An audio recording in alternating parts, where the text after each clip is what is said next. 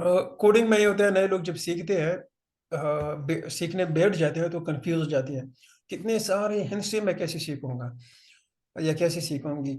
हजारों किस्म के कोड्स होते हैं, और ये जबान याद करने, जब वो सोचते हैं कि वो हर बीमारी का अलहदा कोड, फिर हर बीमारी की जो नैवियत होती है, जो कैफियत है, उनका अलहदा कोड, और 10-10 20-20 कोड यूज होते हैं, अमूमन 4 से 5 डायग्नोस्टिक में यूज होते हैं। फिर उसके बाद सीपीटीज में मुख्तलिफ कोड यूज होते हैं।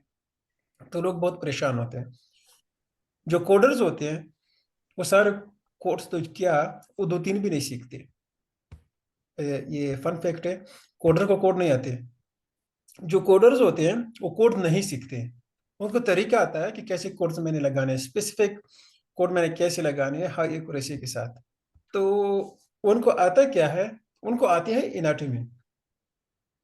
ज्यादातर यहाँ पर जितने लोग हैं उन सबको तकरीबन इनाटमी आती है, ज्यादातर लोग को आती है। अगर आपको एनाटॉमी नहीं आती, इंसान की जो वजूद है कैसे काम करता है, कौन कौन से हिस्से पुर्जे अंदर लगी हुई हैं, और उसके बाद आपको बीमारियों का थोड़ा बहुत इल्म नहीं है, तो आप कोडिंग बहुत चैलेंजेस आप देखेंगे कोड सीखते हुए। बहुत ज्यादा नामुमकिन तो कुछ भी नहीं है, लोग मरीख तक चले जाते हैं, लेकिन यह कि बहुत मुश्किल रहेगा आपके लिए। तो मेरा मशवरा है कि आप पहले एनाटॉमी सीख लें, इंसान की बॉडी सीख लें कि उसमें क्या चीज़ें हैं, कैसे काम करती हैं, और उसके बाद आप बीमारियों पे फोकस करें।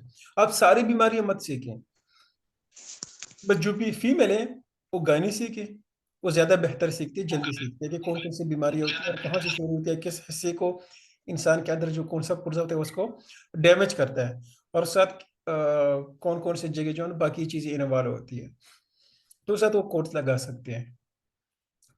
और जो बाकी लोग होते हैं जो जिस एक ही चीज सीखे, कोडर अक्सर ये होता है कि एक स्पेशलिटी पे काम करते हैं। स्पेशलिटी का मुराद ये होता है एक तरह के डॉक्टर के साथ वो काम करते हैं, या अर्जेंट केयर के साथ, या पीडियाट्रिक के साथ, या साइकेट्रिस्ट के साथ, साइकोलॉजिस्ट के साथ, या पेन मैनेजमेंट में, या थेरेपी में, या इस तरह एक एक जगह पे अपने आप को बिठाए होते हैं। लेकिन आपको मैं मशवरा मेरा ये है, तजवीज़ ये, सजेशन ये है, कि आप आगे बढ़ते रहे, सारे सीखते रहे, और एक वक्त ऐसा आएगा जब हर किसी को आपकी जरूरत रहेगी। तो अब कभी जॉब लिस्ट नहीं होंगे, आपके पास 10-15 क्लाइंट्स होंगे। एक कोडर, अर्जेंट केयर में बहुत ज्यादा मरीज आते हैं, एक कोडर 5-6 क्लाइंट आराम से संभाल सकता है, क्योंकि एक कोडर क्लाइंट को उसने हफ्ते में एक दिन देना होता है ज्यादा से ज्यादा, या कुछ घंटे। अच्छा, हम जाते हैं आगे, हम इसमें सीखेंगे क्या। ह्यूमन बॉडी का हम देखेंगे, हम तस्वीरें दिखाएंगे आपको, उसके फंक्शंस के बारे में, उसके स्ट्रक्चर के बारे में हम बात करेंगे कि कौन से हिस्से का कौन सा फंक्शन है और उसका स्ट्रक्चर क्या है। उसके बाद हम बात करेंगे सबसे पहले, ठीक है, कि जो डिसऑर्डर्स होते हैं, जो बीमारियां होती है जिस्म के मुख्तलिफ हिस्सों के अंदर, जो सिस्टम्स होते हैं वो कैसे दिखती है। उसके बाद हम आएंगे एसिडिटी और एसिड लेवल को डिस्कस करेंगे। जब आप वो सीख जाएंगे कि एसिडिटी कैसे होती है, बीमारियां कौन सी होती है, कहाँ से शुरू होती है, लगा माइक बंद कीजिएगा ठीक जरा। है, ठीक है। और उसके बाद हम इलाज की तरफ आएंगे, प्रोसीजर कोड जो होते हैं सीपीटी के, हम इलाज इसका कैसे करते हैं। और हिकपैक पे हम बात करेंगे लेवल 2 को, वही सीपीटी से जो अल्फा न्यूमेरिक मैथ हमने कल पढ़े थे, कुछ नहीं है इसमें। ठीक है, हम इस पे बात करेंगे। उसके बाद हम बात असल में अगर देखा जाए तो ये पूरी 20-40 घंटे की ट्रेनिंग है, लेकिन कोशिश करेंगे 3 या 4 दिन में हम कवर करें सबके सब। क्योंकि अब फिर भी डिस्कशन करते रहेंगे, खुद भी रिसर्च करेंगे, तो रमज़ान भी है, आप लोग के पास काफ़ी टाइम है। तो उसके बाद हम मोडिफायर पे बात करेंगे कि मोडिफायर क्या होता है और कैसे असर डालता है, मोडिफायर क्या चीज़ है। मुख्तसर यहाँ पर बताता हूँ, हमने मोडिफायर पहले डिस्कस नहीं किए हैं, बाकी चीज़ें डिस्कस की है, बाकी चीज़ें आने वाली हैं। मोडिफायर ये होता है कि एक मरीज़ है, उसने इलाज किया। अब उसने इलाज दाएं हाथ का किया कि बाएं हाथ का किया, कोड एक लगा हुआ है। अगर बाएं हाथ का किया हुआ है तो हम RT मोडिफायर लगाते हैं, राइट हैंड। अगर उसने लेफ्ट हैंड पे उसने इलाज करवाया तो उसमें LT लगाते हैं, लेफ्ट हैंड पे उसने इलाज करवाया हुआ है। या हम मोडिफायर लगाते हैं कि जो हमने ये इलाज की पट्टी बांधी है, ये सर दर्द की है, लेकिन इसका मसला ये है कि सर दर्द जो है उसको बुखार की वजह से आता है, तो हमने उसको गर्म पट्टी लगाई थी। तो हम उसके साथ ये वाला इलाज उसकी इलाज से मुख्तलिफ नहीं है, इसलिए मोडिफायर लगाते हैं। या हम मोडिफायर लगाते हैं कि ऊपर की इलाज नीचे वाली इलाज से थोड़ा मुख्तलिफ है, अब ऊपर के पैसे अलहदा दिए, नीचे वाले के अलहदा दे, तो हम मोडिफायर लगाते हैं। या मरीज का भी क्लिनिक नहीं आया, उसने घर से कॉल की हमें और डॉक्टर ने यहाँ से मशवरा दिया, दवाई लिखवाए, तो हम मोडिफायर लगाते हैं कि ये टेली हेल्थ है। और इसका असर ये होता है कि हमें पैसे वरना बंडल हो जाते हैं। बंडल का मतलब ये होता है एक तरह की डिनायल होते हैं कि उसमें हमें क्लेम के पैसे नहीं मिलते।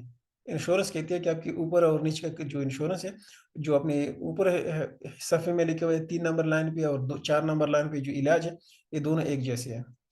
मसला ये अभी देख पड़ेगा कि health care industry change frequently along with insurance companies payment policies in ICD and CPT codes. All information is coming from the time it was created and recommended students review every 6 months for any related changes that may impact the specialty they are working in. जो हम कहाँ काम करते हैं वहाँ बेहतरी आती है, नई नई चीज़ें नुमाई होती है, तो इस वजह से ये पॉलिसीज हम लगाते रहते हैं ऊपर ऊपर से। हमने कल ही डिस्कस किया हुआ था। आप लोगों को क्लासरूम की इंस्ट्रक्शन बताया जा रहा है कि टाइम पे आया करें। हमने डिस्कस भी किया था, नई ग्रुप भी बनाई थी। ठीक है, डायग्राम्स आपको दिखाएंगे इंशाल्लाह। कुछ अल्फाज है जो आप लोगों को सीखने हैं, कुछ अल्फाज जो माने आपने सीखने हैं, और कुछ सवाल जवाबात पे हम बात करेंगे इंशाल्लाह। और हम आपको एग्जाम्पल बताएंगे इंशाल्लाह रियल टाइम की, ठीक है। और कुछ एक्स्ट्रा आपको बताएंगे, आखिर टेस्ट के लिए भी तैयार रहिएगा। यहाँ से शुरू करते हैं। ह्यूमन बॉडी में कुछ चीज़ें जो हेल्थ केयर के रिलेटेड लोग हैं वो तो जानते हैं, जो नए लोग हैं उनको ये चीज़ समझनी चाहिए कि सेल्स क्या है। ये सबसे एक छोटी सी चीज़ होती है, जैसे किसी भी जिंदा जानदार में पाया जाता है, एक सेल की जानदारी भी होती है। सेल जिंदगी का पहला कदम है। फिर टिश्यू आते हैं जो कुछ सेल इकट्ठे हो जाए, ऑर्गन्स आते हैं जो काफ़ी सारे टिश्यू इकट्ठे हो जाए और एक छोटा सा डिवाइस बनाते हैं, और कई डिवाइस इकट्ठे होकर एक सिस्टम बनाते हैं। मिसाल देते हैं, मैदा एक ऑर्गन है। फिर मैदे के साथ जो है हमारा ऊपर का सिस्टम, जो फवारा की नाली है, ये शामिल होती है। जुबान और गला और ये जो दांत वगैरह सारे शामिल होते हैं, तो हमारा खुराक का एक निज़ाम बन जाता है। इस तरह हमारा फेफड़े है, फिर साथ हवा की नाली, नाक मुंह शामिल होते हैं, तो हमारा एक जिसे निज़ाम तनफ़ुस बोलते हैं, ये बन जाता है। और ऑर्गेनिज्म हर उस चीज़ को बोलते हैं जो living being that has cellular structure that can perform all psychological function necessary for life.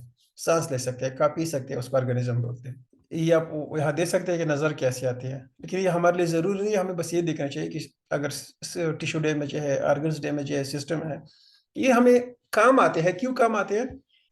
ये हमारे तब काम आता है जब उसके खुराकी नाली में मसला हो और उसका मैदा उसका खुराक ना खाने की वजह से सिकुड़ जाता है, और वो आता है कि मेरे मैदे में दर्द हो रहा है। तो हम क्या करते हैं, हम उसके इलाज मुंह का करते हैं, लेकिन हम उसका डायग्नोस्टिक कोड मैदे की भी लिखते हैं और उसका भी लिखते हैं, सांस की नाली, खुराक की नाली की भी लिखते हैं कि इसके खुराक की नाली जी, जो नाली है, यहाँ पर जो डैमेज है, ये है प्राइमरी कोड है। इसकी वजह से हम मैदे के पैसे आपसे ले रहे हैं। ये बाद में आप समझ जाएंगे कि क्यों जरूरी है। इंसान की जिंदगी के लिए जरूरी है ये 3 चीजें। इनाटमी का सादा अल्फाज टुकड़ों में तकसीम करना, जैसे आप सबको को पता होगा, नहीं पता तो देखिएगा। बॉडी हमारे पास कुछ हिस्सों में तकसीम हुई होती है, तकरीबन 7 हिस्सों में, जिसको हम कहते हैं एंटीरियर बोलते हैं, बॉडी का जो सामना है हमारे पास। लेटरल बोलते हैं जिसका साइड वाला, जो चेहरे की तरफ से आता है। ठीक है, बैक की तरफ से किस तरह नजर आता है, दूर से किस तरह नजर आता है, मतलब अगर हम किसी के उसमें देखें अर्गन की तरफ से। और पेट की तरफ जो उसकी बॉडी है, और सर की तरफ जो उसकी बॉडी है, ये मुख्तलिफ होते हैं। अगर आपको ये चीज़ को पता है, आपको अर्गन के बारे में पता है, तो आप क्या आसानी से कोड कर सकते हैं। इसकी एक मिसाल दे रहा हूँ कि क्यों ज़रूरी है। अगर एक बंदे को, मैंने कभी बताया, हार्ट स्पेशलिस्ट है वो, और उसके पास एक मरीज आया हुआ है, वो कह रहा है मुझे हार्ट अटैक है। तो हम, अब हार्ट अटैक की तो मुख्तलिफ किस्में हैं, किस स्टेज का है, कितना सीरियस है, ये सारे क्या अलहदा कोड लगते हैं। तो डॉक्टर ने वहाँ लिखा होता है, ये नहीं है कि वहाँ पर लिखता है कि इस लेवल का हार्ट अटैक है, तो हम उसी हिसाब से कोड लगाते हैं। ये नहीं है कि हम ये कोड लगाए और वो फिर जाकर ना डिनाई हो जाए, इंश्योरेंस के इतने सारे पैसे, तो फिर आपने ऑपरेशन क्यों नहीं किया। इस वजह से ये ज़रूरी होता है कि हम जो इलाज करते हैं बिल्कुल एग्जैक्ट वही कोड लगाएं। दिमाग है, हार्ट है, ये मैं आपको भेजूंगा इंशाल्लाह। ये अगर सारे हम डिस्कस करेंगे तो इस वजह से वो टाइम बहुत ज़्यादा हमारा ज़ाया हो जाएगा। खमसीदा यहाँ पर आते हैं, गेस्ट्रोलॉजिस्ट होते हैं हमारे पास, ठीक है, जो यहाँ तो कह रहे हैं पेट की बीमारी को ना गेस्ट्रोलॉजिस्ट होते हैं, असल में मैदे का होता है ये। और कार्डियोलॉजिस्ट होते हैं, हार्ट के होते हैं। ये कुछ वर्ड्स होते हैं हमें सीखनी चाहिए। पेरिडांटिक मतलब अराउंड, ठीक है। इस तरह हाइपर एक्सीसिव, हाइपर टेंशन मतलब उसका ब्लड प्रेशर बढ़ गया है। हाइपो मतलब कम है, इस तरह के हाइपोटेंशन मतलब उसका ब्लड प्रेशर कम है। बाईलिंगुअल उसके दो जबानों वाला है, वो दो जबानें बोलता है। इस तरह अंटी अगर आते हैं तो इसका मतलब फ्रंट से, और ब्रेडी अगर आते हैं तो इसका मतलब स्लो है। यूनिसेलुलर मतलब एक है। तो ये वो चीज़ें जो हम उसे अंदाज़ा लगा सकते हैं कि इस जो वर्ड के इसके मानी क्या है। तो आप स्क्रीनशॉट भी ले सकते हैं, या मैं आपके साथ शेयर करूंगा इंशाल्लाह। ये टेकार्डिया का इसका लफ्ज आया हुआ है, कार्डिया। तो ये जाहिर है दिल के मुतालिक है, ब्रेडकार्डिया, ठीक है। ये भी दिल के मुतालिक है, लेकिन यहाँ पर ठेक आया हुआ है और यहाँ पर ब्रेडी आया हुआ है। तो आपको पता है कि दिल उसका स्लो चल रहा है, यहाँ पर तेज चल रहा है। ये वो एनेस्थीसिया होता है, मतलब उसको बेहोश करने के लिए होता है। ये चीज़ें हमारे पास तब आती है जब हम स्क्राइबिंग करते हैं। अगर हम उसकी स्क्राइब करते हैं डॉक्टर की मेडिकल नोट्स की, तो हमें ज़रूरत पड़ती है। Patient is placed in the supine position for surgery by the nurse. Supine is defined as, ये पहले मैंने ये लफ्ज़ आपके लिए पढ़ा था, अगर आपको याद होगा तो आपको पता होगा कि इसके लिए क्या आता है। एक मिसाल में दे रहे हैं, अगर लार्जेस्ट इंसान में जो सबसे बड़ा एक आर्गन है, एक बड़ा अज़ू है, तो वो हमारा जो जेल है वो है। ज़्यादा ज़रूरी नहीं है, वो प्रोटीन और सेंसेशन का और वेस्ट डिस्पोजल का काम करते हैं पसीने के हिसाब से, और हमें पता चलता है कि टच करता है, दर्द भी होता है। ये बीमारियों के नाम है, ये आपको याद रखनी चाहिए। हम जल्दी जल्दी ना कोड पे जाना चाहते हैं।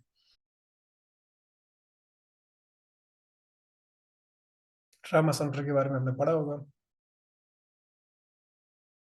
इसका आप कोशिश करें कि आपने किस स्पेशलिटी पे काम करना है, किस स्पेशलिटी को पहले सीखना है, तो आप उसी के मुतालिक चीज़ें सीखिए। ये सारी 280 है, और इस तरह मेरे पास 10 एक स्लाइड्स है। बोन मसल और जॉइंट से जो अगर रिलेटेड है तो आपको सीखना चाहिए। ऑर्थोपेडिक्स के बारे में, इंसान का जो स्केलेटल है इसके बारे में आपको सीखना चाहिए। हड्डी के बारे में, मसल्स के बारे में, जोड़े के बारे में, और थी बीमारी के बारे में, ये आप सीखिए। और आपके लिए इसका कोडिंग बिल्कुल ABC जैसा बन जाएगा, बिल्कुल पानी जैसा। ये मसल और टिश्यू वगैरह यहाँ पर आ रहे हैं। आप लोगों ने इनको देखिए, कंफ्यूज नहीं होना। फ्रैक्चर दो तरह के होते हैं। अगर आप उस पर काम कर रहे हैं, किसी हड्डियों के डॉक्टर के लिए आपने को तैयार कर रहे हैं कि मैं जितनी भी डॉक्टर होंगे ऑर्थोपेडिक्स के तो मैं उसको लूंगा, ठीक है, तो आप उनकी रिलेटेड चीज़ें सीखें। अगर आप जैसे कि मैंने किसी चार्ट स्पेशलिस्ट के साथ काम करना है, तो आप चार्ट की बीमारी और उसका ना पूरा सिस्टम सीख लें। लेकिन ये सारा हम यहाँ कवर नहीं कर सकते, तो हम कोशिश करते हैं कि थोड़ा थोड़ा सा आपको दिखाऊं, क्योंकि एक एक चीज़, अभी दूसरी स्पेशलिटी हमारे पास हार्ट एंड ब्लड वेसल्स है, उसकी एक एक चीज़ मैं आपको सिखाऊंगा तो ये पूरी क्लास उसमें चली जाएगी।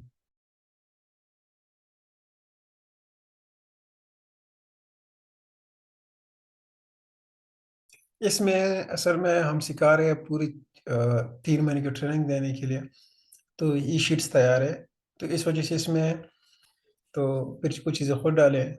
तो इसमें ये है कि सारे स्पेशलिटी कोशिश किया है कि कवर की। तो आप एक एक स्पेशलिटी के अगर बीच में जाएंगे तो आप क्या क्या सीखेंगे, तो इसलिए आप कन्फ्यूज हो जाएंगे। तो मैं आपके साथ शेयर करूंगा इंशाल्लाह। आप इसकी प्रिंट निकालिए, ऐसी सॉफ्ट कॉपी में आप पढ़े, पर उसकी ज़रूरत ही नहीं है।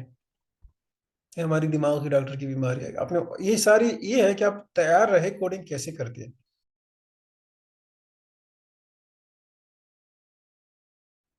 इस सबसे शेयर करूंगा और हम डायरेक्ट जाते हैं कोडिंग पर। ये मैं 1 मिनट के लिए स्क्रीन को बंद कर रहा हूँ।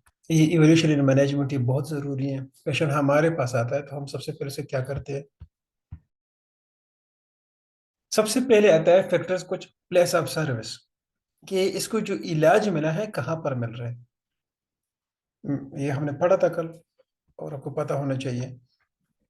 टाइप ऑफ सर्विस कौन सा है, ठीक है, और पेशेंट की स्टेटस क्या है। ये जो 3 चीज़ें हमें पता होना चाहिए। आया उसको अर्जेंट कह रहे हैं, वो रेफरल है, और ये किस तरह है, क्या पेशेंट नया है, पुराना है, बच्चा है, छोटा है। ये 3 चीज़ों की हमें सबसे पहले इंफॉर्मेशन होनी चाहिए, तो हम उसका इलाज कर सकते हैं। ठीक है। प्लेस ऑफ सर्विस हमारे पास आते हैं, ऑफिस है, इमरजेंसी रूम है, नर्सिंग होम है, हॉस्पिटल है, और बहुत सारे हैं।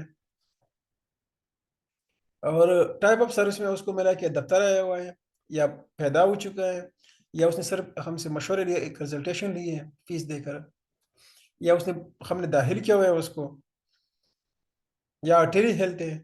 और पेशेंट की स्टेटस क्या है, नया है, एस्टेब्लिश पेशेंट बोलते हैं पुराने को। आउट पेशेंट और इन पेशेंट में थोड़ा फर्क होता है। आउट पेशेंट वो होते हैं जो हमारे पास आते हैं, इलाज करके चले जाते हैं। इन पेशेंट वो होते हैं जो हम दाखिल करते हैं। नए पेशेंट भी हमारा इन पेशेंट हो सकता है, और पुराना पेशेंट भी हमारा आउट पेशेंट हो सकता है। इसका स्क्रीनशॉट लीजिएगा, अ, या अपने साथ लिखिएगा, जो मर्जी करें, लेकिन ये ज़रूरी है। मुख्तलिफ ये कुछ हमारे पास होते हैं जिसका हम पेशेंट की इवोल्यूशन करते हैं। ठीक है, मतलब पेशेंट की हम जांच करते हैं। नाक और मुंह के जरिए अगर हम कोई ट्यूब इंसर्ट करते हैं, मैदे की तरह चला जाता है, और हम देखते हैं क्या मसला हो रहा है, या हम उसको इंजेक्शन लगाते हैं और वो सुन पड़ जाते हैं उसको कोई खास हिस्सा। या हम क्या करते हैं कि लोकल एनेस्थीसिया हम वो करते हैं। लोकल एनेस्थीसिया ये होता है जहाँ पर चोट लगी थी, हम वहीं पर एक इंजेक्शन लगाते हैं। उसका नाम है ज़ैलोकैन या लिडोकैन वगैरह। 2% या 4% उस परसेंट के हिसाब से मिलते हैं वो। वायल में भी आते हैं और बड़ी सी बोतल बोतल में भी वो आते हैं। ठीक है, तो हम उसी जगह पे सुन करते हैं, कोई चीज़ का ऊपर डंग मारते हैं, बाइट लगता है कोई मक्खी का या बिच्छू वगैरह का, तो हम वहीं पर उसी जगह पे थोड़ा सा लोकल एनेस्थीसिया वगैरह लगाते हैं। ठीक है, या हम उसके स्पाइनल कार्ड में लगाते हैं, और पूरा उसकी जो ऊपर वाला हिस्सा होता है वो उसके सिग्नल बंद करता है, उसके ऊपर ऑपरेशन होता है। अक्सर जो फीमेल्स है उनको पता होगा, उनकी जो डिलीवरीज होती है वो जाग रही होती है, सो नहीं हो रही होती, बातें करती है, और उसका ऑपरेशन हो जाता है, उसका पेट फाड़ देती है और वहाँ से बचा जाता है। तो इस स्पाइनल में उसका इंजेक्शन लगाते हैं, पीछे कमर की रीढ़ की हड्डी में। और ये जनरल हमारे पास स्टेट ऑफ अनकॉन्शियसनेस है, by drug combination of drugs. कभी कभार 2-3 तरह के ड्रग होते हैं, ये स्पेशलाइज्ड लोग होते हैं जो एनेस्थीसिया का काम करते हैं, जो कहते हैं कि ऐसा ऊपर से एक चीज़ आ गई मेरे मुंह पे लगी और मुझे कुछ समझ नहीं आया।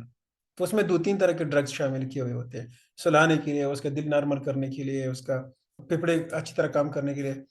तो इस तरह ये एक और तरह रीजनल होता है जो नर्वल ब्लॉक करता है, form of anaesthesia around the site.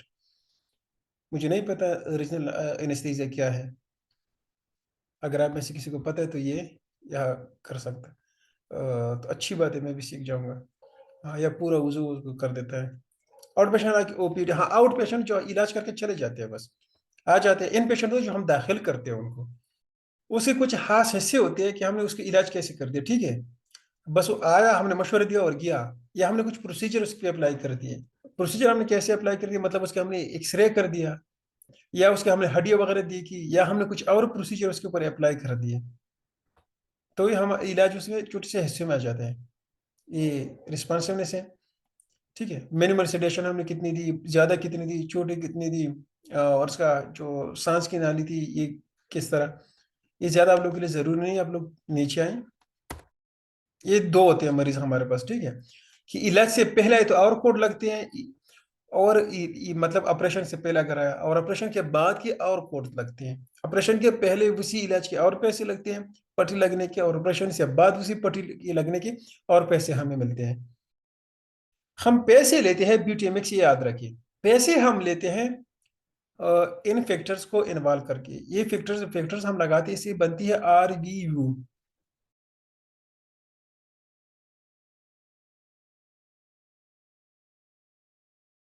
ये आप कल याद कराएंगे, इसमें इंशाल्लाह बात करेंगे, ये बहुत ज़रूरी चीज़ है। तो हम इसको डिस्कस करेंगे, RVUs। ठीक है, बेस यूनिट्स, टाइम यूनिट्स और मॉडिफाइंग यूनिट्स, ये 3 चीज़ें हमारे पास आती है, जिसकी वजह से हम CPT कोड्स के साथ कुछ मॉडिफायर्स लगाते हैं, या हम CPT कोड्स चेंज करते हैं। बेस यूनिट्स वो होते हैं कि इसने इंजेक्शन लगाया, एक लगाए, दो लगाए, कितने MML के थे, अब देखिए जो लोग फार्मेसी के रिलेटेड है, जो क्लिनिक्स वगैरह में काम कर रहे हैं, उनको पता होता है एक इंजेक्शन आता है सेफ्ट्राजन सोडियम, एक एंटीबायोटिक है, करीबन 7 जनरेशन है क्या इसे बोलते हैं। ये एंटीबायोटिक है, इसका वही इंजेक्शन, वही नाम, वही कंपनी, अगर हम इंजेक्शन लेते हैं 250 मिलीग्राम का, तो उसका रेट एक होगा, या 100 रुपये बिल फर्स हम हिसाब लेते हैं। और 500 मिलीग्राम का रेट होगा 200 रुपये, 180 रुपया।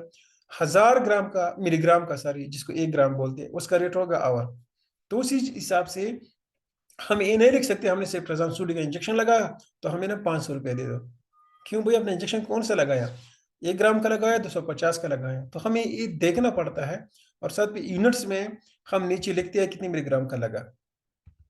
जिन्होंने चार्ज एंट्री की होती है, अक्सर जो एरे पे काम किया होता है, उनको ये सामने आया होगा। ये हमारे बेसिक यूनिट्स होते हैं, सिंपली हम इसे यूनिट्स बोलते हैं। टाइम में यूनिट्स भी यूनिट्स है। कानून ये बना हुआ है कि अगर हम लिखेंगे यूनिट का, एक बंदा हमारे पास आया और हम लिखेंगे एक, उसी ऑपरेशन में एक इलाज हो रहा है एक बंदे का, एक एक ही इलाज है, दो बंदे हमारे पास आ रहे, दोनों का एक तरह का इलाज हो रहा है, एक पे लग रहे हैं 10 मिनट, एक पेशेंट, ठीक है, हमारे पास है, उसके 10 मिनट हमारे खर्च हुए। अब डॉक्टर है, बिल फर्ज आपके 10 मिनट खर्च हो रहे हैं, वही इलाज का मरीज आया और उस पर 20 मिनट खर्च हुए, तो टाइम इज मनी। तो आपको 20 मिनट के लिए ज्यादा पैसे मिलने चाहिए, 10 मिनट के लिए कम मिलने चाहिए।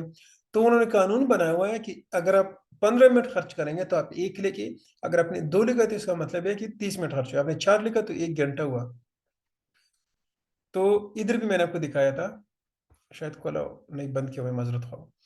तो मतलब 4 यूनिट हमारे 1 घंटे के बराबर होते हैं, 1 यूनिट हमारा 15 मिनट का बराबर होता है, और एक उनकी जो अहमा है, ठीक है, वो एक इदारा है, उनकी तरफ से ये है कि टाइम के हिसाब से 1 यूनिट 15 मिनट का बराबर होता है। डॉक्टर को 15 मिनट टाइम देना चाहिए एक मरीज को। मोडिफाइंग यूनिट्स हमारे ये होते हैं जब हम उसके साथ लगाते हैं, मैंने बोला था मोडिफायर हम लगाते हैं, तो ये होते हैं जब वहाँ पर यूनिट्स होते नहीं है, हम साथ लगा लेते हैं, और रिव्यूज यहाँ पर इन्वॉल्व हो जाते हैं, ये आगे जाके इंशाल्लाह हम पढ़ेंगे। अमेरिकन सोसाइटी ऑफ, ये एक लाइन है, तो इस पे आप जितनी भी एनेस्थीसिया की रिलेटेड चीजें आप यहाँ पर पढ़ सकते हैं। ठीक है, ये बात याद रखिए, मैंने आपको कहा था ना कि कोडर जो होते हैं वो सब कुछ याद नहीं रखता, बस ये चीज वो याद रखता है, ये कि 0 0 1 0 5 हिंसों के कोड्स होते हैं, अल्फा न्यूमेरिक भी हो जाते हैं, कभी पूरे की पूरे हिंसों के होते हैं, कभी साथ न्यूमेरिक लग जाते हैं, एबीसी लग जाता है। ठीक है, तो उसको एक वो ये कोड देखता है, अभी तक लोग वो ये कोड देखता है, अगर 0 0 1 0 0 से लेकर 0 1 9 तक कोई भी कोड लगा हुआ है तो इसका मतलब उसका एनेस्थीसिया हो रहा है। इसमें कितने सारे कोड हो गए, 1999 तकरीबन 2000 कोड ना, 1900 कोड, एक कम करके 100 से लेकर 1999 तक, हाँ। तो ये 1900 कोड एनेस्थीसिया के हैं, तो 1900 कोड तो याद नहीं कर सकेगा वो बेचारा कोई भी।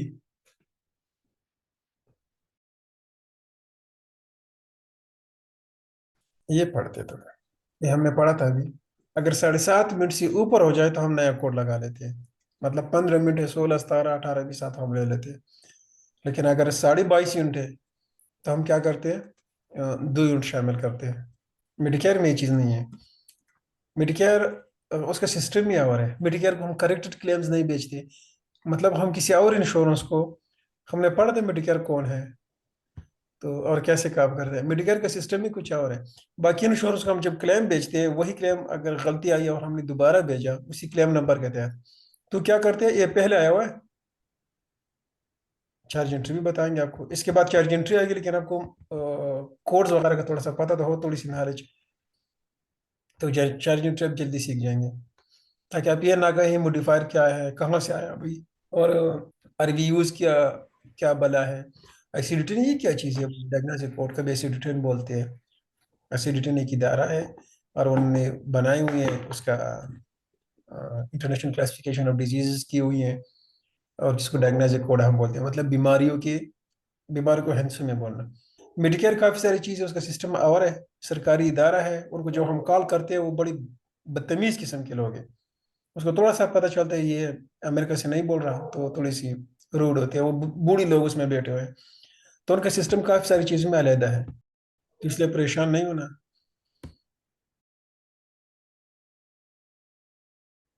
ये आप खुद कैलकुलेट करेंगे, आपके पास कैलकुलेटर होगा और वहां पर करेंगे कि 1 से 2 यूनिट हो गए तो कितनी हो गई, 16 से 17 है तो कितने हुए, ये आपको कैलकुलेट करने पड़ेंगे वहां पर। लेकिन आशारिया हम लगाते ही नहीं है, डायरेक्ट 7.5 हो जाए तो नया यूनिट लगाते हैं। ठीक है, 20 के लिए भी हम 1 लगाते हैं, सब 22.5 के लिए 2 लगा लेते हैं डायरेक्ट। देखिए है 5 लगा, हम डायरेक्ट 2 लगाते हैं, 22 के ऊपर है 2 लगाते हैं। ये मॉडिफाइंग यूनिट है हमारे पास। मॉडिफाइंग यूनिट में साथ हमारे पास ये भी आता है कि एक कोड के साथ ये 99 सब एनेस्थीसिया पर patient less than 1 year old in 1 year old और older than 70। So physical status modifier हम एग्जांपल हम लगाते हैं कि पेशेंट 1 है, नॉर्मल है। ये बाद में आप लोगों को सिखा दूंगा जब हम वो करेंगे, चार्ज एंट्री करेंगे, इंशाल्लाह पेमेंट पोस्टिंग करेंगे तो आपको इसके, या एयर पे हम काम करेंगे तो आपको ये ज़्यादा आसानी से समझ आ जाएगा। ये मॉडिफायर्स है, ये जो मॉडिफायर्स है ये सिर्फ ये नहीं है, काफ़ी सारे हैं, 100 150 है। लेकिन जब आप काम करेंगे किसी भी तो आपके पास 3 या 4 मॉडिफायर होंगे, वो आप पहले दिन सीख लेंगे, बगैर किसी किसी पूछे आप ये लगाएंगे। ये 2 हिंट्स में मॉडिफायर आते हैं, कभी उसमें अल्फा न्यूमेरिक आ जाते हैं। तो ये डबल ए आता है, तो इसका मतलब है कि anaesthesia services perform personally by जो माहिर वो है एनेस्थेसियोलॉजिस्ट है, उन्होंने परफॉर्म कर दिया। ठीक है, एडी आता है तो इसका मतलब है मेडिकल सुपरविजन, एक फिजिशियन भी साथ था, तब ज्यादा पैसे मिलने चाहिए। तो उसी सर्विस के साथ हम जब ए लगाएंगे तो एक तरह का पैसे आएगा, एडी लगाएंगे तो दूसरी तरह के पैसे आते हैं। आपको एक यू भी दिखाऊंगा इंशाल्लाह, उसमें ये मॉडिफायर जो हमने यूज किए होते हैं। इस तरह मुख्तलिफ ही मॉडिफायर्स है, आपको सारी सीखने की जरूरत नहीं है, लेकिन आपको पता होना चाहिए कि मॉडिफायर्स होते हैं। जब इस तरह का मसला आता है तो कैसे मॉडिफायर होते हैं, जब मरीज ना आए तो कैसे मॉडिफायर होते हैं। ये देखिए, हमने पढ़ा था 0 से लेकर 01 999 तक सारे कोड इनेस्थीसिया के हैं। ठीक है, तो बीच में उसने क्लासिफिकेशन की हुई है, 9 में तकसीम किया हुआ है कि स्पाइनल कार्ड में अगर लगा हुआ है तो 0600 से 670, ये 70 है से जो 71 है, ये है स्पाइनल कार्ड के। आप अगर उस इनेस्थीसिया पे काम करेंगे तो आप 2 दिन में इस चीज़ सीख जाएंगे, आपको पता होगा अगर 800 से 882 के बीच में कोई है तो ये लोअर एब्डोमेन है, वहां पर लगा हुआ है। और ये पेल्विक है, ठीक है, अपर लेग है, नी है, ये सारी चीजें आपको यहाँ से जबानी याद हो जाएंगे, सिर्फ आपको ये नंबर याद होंगे बस कि कहाँ से कहाँ तक किसमें लगती है, और ये बहुत आसान है। उसके बाद अब क्या करेंगे, ये मुख्तलिफ बीमारी होगी, आपको इस सिर्फ एनेस्थीसिया देखना है। फिर इसके भी हिस्से होते हैं, किस जॉइंट में लगा हुआ है। अब देखिए यहाँ पर 800 से लेकर 882, तो मतलब ये 83 कोड्स हैं, मुख्तलिफ है ना, सारे के थोड़ी थोड़ी मुख्तलिफ होती। तो आपके पास डॉक्टर की पर्ची होगी कि उसने क्या किया हुआ है, उस पर्ची के मुताबिक आप जाएंगे, आपके पास एक नोटबुक होगा, नोटबुक होगी, उस नोटबुक में आप सर्च करेंगे और ये सामने आपके पास आएगा और स्पेसिफिक कोड आप लगाएंगे, तब कभी डिनाइल नहीं आएंगे। मोडिफायर हमने पढ़ा था, दोबारा पढ़ेंगे इंशाल्लाह उसके आखिर में। ये देखें, 4 कोड इसके हैं, 6 कोड इसके हैं, ये मुख्तलिफ होते, इसमें कुछ पेएबल नहीं होते थे, जो कोड पेएबल नहीं होती, जिसके पैसे नहीं मिलते, हम वो नहीं लगा रहे, सीपीटी नहीं है। कैसे खत्म करते हैं, चलो ये सीडी है। ये कोडिंग का आपको ये तरीका आना चाहिए। ठीक है, सबसे पहले हम सीपीटी कोड को देखते हैं, उससे पहले तो हम डायग्नोस्टिक कोड किए हुए होते हैं।